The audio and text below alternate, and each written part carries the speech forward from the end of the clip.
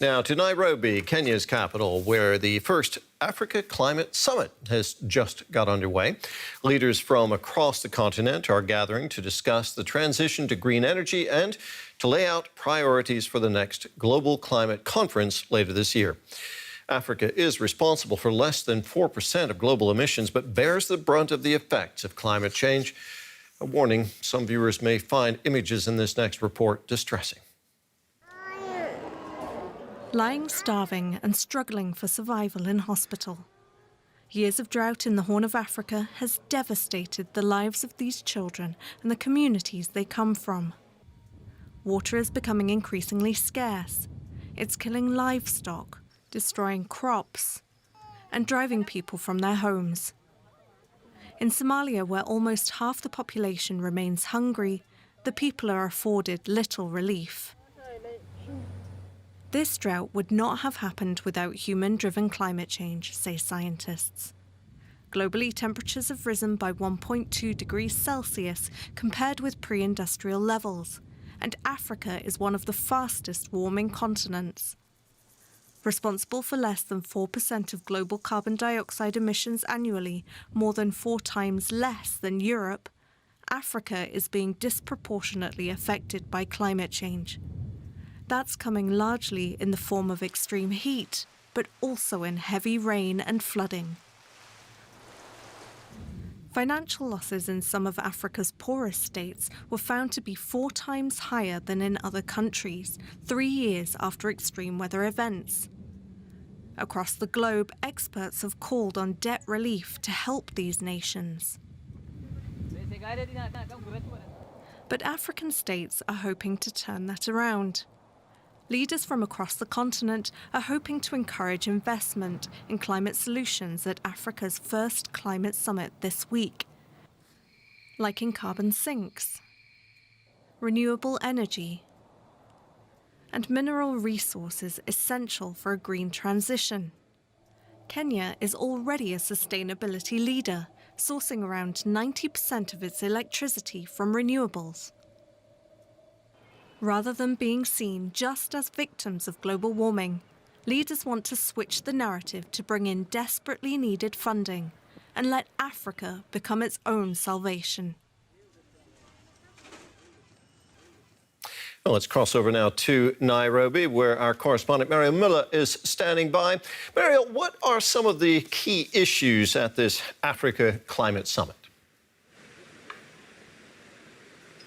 Yeah, so here more than 30,000 delegates have arrived here at the summit in Nairobi. Among them, around 25 African heads of state. And the organizers here see this summit as an opportunity for African nations to come together to form a unified African position ahead of the COP28 climate summit later this year. Kenyan President William Ruto has actually made clear that Africa needs to be more proactive when it comes to offering climate solutions, not only be seen as the victim, but actually be seen part of the solution. And as was already mentioned in the report, Kenya is a leader here on the continent, a role model, and also worldwide, as 93% of its power is actually coming from renewable energies.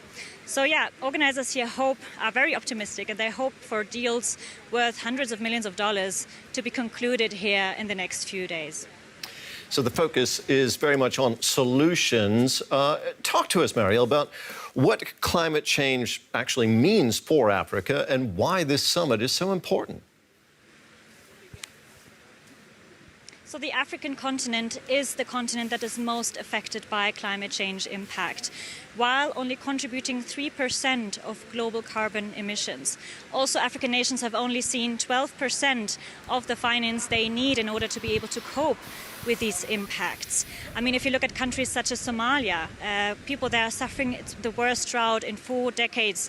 In DRC, in Democratic Republic of Congo, where 400 people have died this year in floods, or also in 2019, when Cyclone Idai killed more than 1,000 people in Mozambique. People there didn't know that cyclone was coming. There was no forecast, there was no warning system. Also, that cyclone was a huge cost for the communities and for the government, around $1.9 billion US. And experts actually estimate that by 2050, climate change will cost African nations around $50 billion US every year.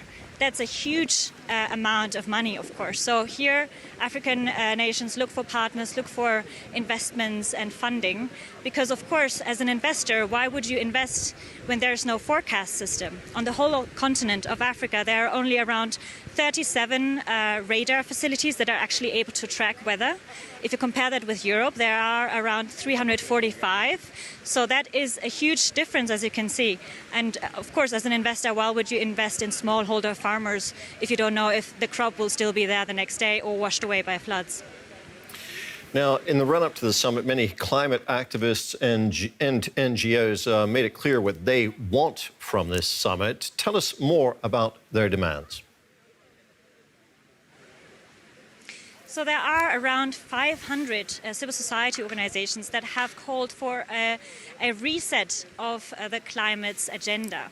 They say that these partnerships that are being endorsed on this summit, it makes clear that companies from the global north are actually endorsed to just keep usual business as usual. So to extract African resources, African minerals without creating any added value here on the continent where it's needed. These young people, climate activists, climate social groups, civil society members, they want to see a real green energy revolution that deserves that name, and they want to see African communities benefiting from it. Mariel, thank you very much. That was DW's Mariel Müller in Nairobi covering the first Africa Climate Summit.